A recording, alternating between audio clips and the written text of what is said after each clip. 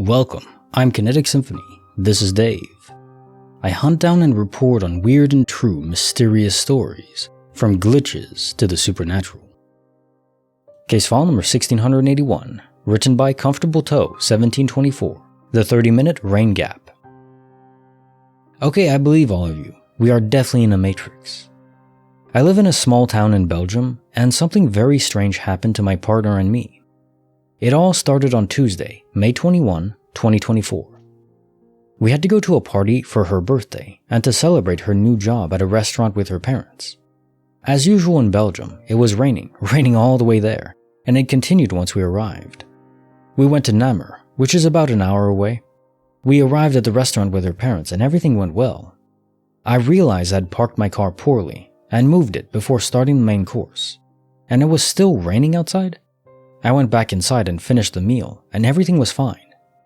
At the end of the evening, everyone said goodbye, and we were all happy. We headed back home in the rain.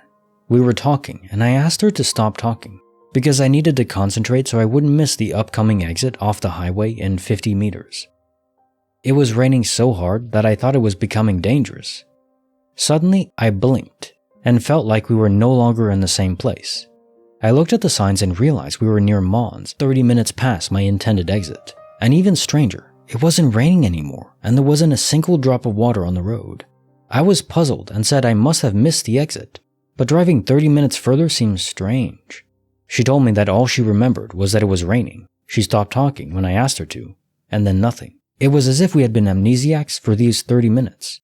I turned around on the road in Mons to head back in the direction we came from. The cars were dry, and there was no rain on the ground again. I drove home, got out of the car, and looked at it. The car was so dry that I saw what looked like dry dust on the windows, and the car overall. My partner and I never understood what happened.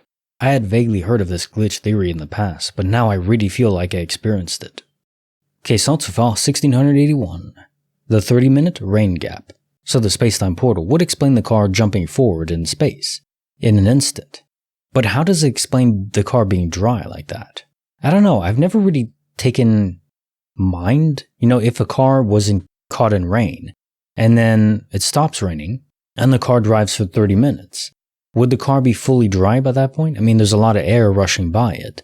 But dust dry, as you describe it, probably not. So it seems like there's something else going on. It's almost like the car itself reverted back in time, or participated in that sphere of volume of space where it wasn't raining for like 30 minutes. So from your perception, no time passed, and from your clocks and everything. But from the car's perspective, it was stuck in a time loop. Maybe you were too, but you just weren't aware of it when the time loop was broken. Or it was quantum immortality instead, and in that universe it wasn't raining at all, and you're just there with your friend. Certainly possible. Whenever speaking about driving, never forget how dangerous driving is. A single missed frame in your mind and it's all over.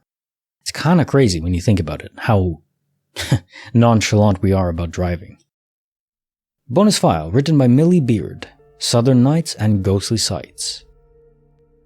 When I was a little girl, 6 to 8 years old, I had the same dream for about 2 years. In the dream, everything had this strange, slow way of being, and everything had muted colors, nothing bright. It would begin with my grandmother waiting in her driveway inside of her car, facing forward and not looking at me.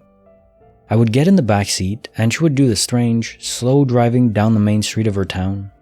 She lives in a very small, very old town in the south, and the main street is full of antebellum mansions. But the town is falling apart. She drives me down the street, and everyone is outside in their front lawns doing yard work, and as we drive by, we end up parking in front of one of the biggest mansions, and my grandmother lets me out, without saying a word.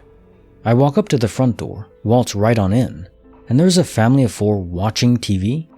However, the screen is just this creepy static gray. The mom and dad are sitting on opposite ends of a couch, looking like intimacy was as foreign to them as anything imaginable. And 2 kids are sitting crisscrossed, with their chins resting on their fists, and their arms resting on their knees. They all turn up to look at me, and the mom calmly says, "She's upstairs." I continue to walk all the way up the stairs until I get to the attic.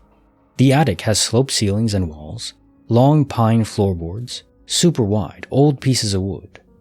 and 2 windows directly across from each other, one to the east and one to the west.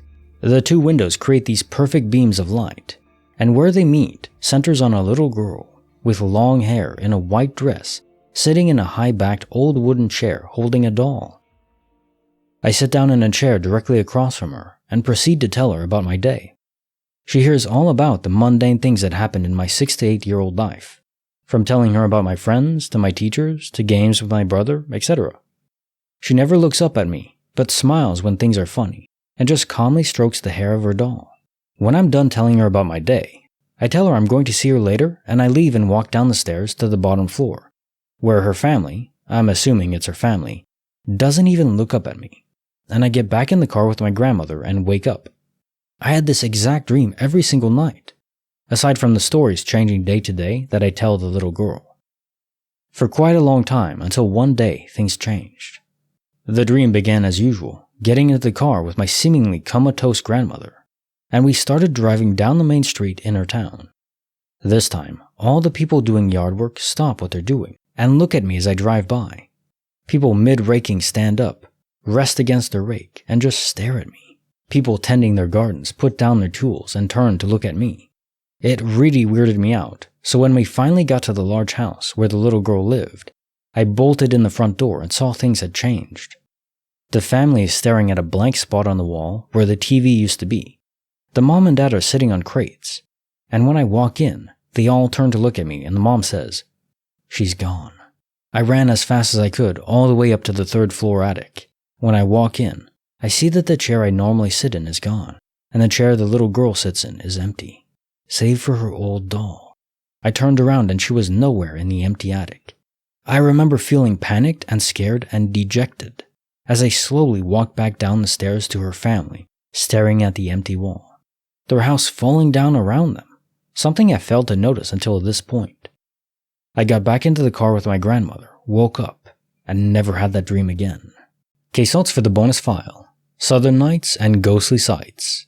This seems like it represents a memory from your grandmother, maybe her parents, and how they were growing up destitute. But what happened to the child? Was it your grandmother's sister, perhaps, who suddenly passed away, and she was trying to introduce you to her sister that never was? Whatever it is, it's a very melancholic story, no doubt about that. To lighten the mood, now time for the joke of the day. I listened to the match last night and burnt my ear. Yes, don't put the match right up against your ear. I wonder actually what that would sound like. Does fire have a specific sound? I mean, besides the crackling fireplace, but just a match, the fire itself. I guess not, it just makes air rise as it's hotter. Like the video, subscribe, hit the bell. Kinetic Symphony signing off.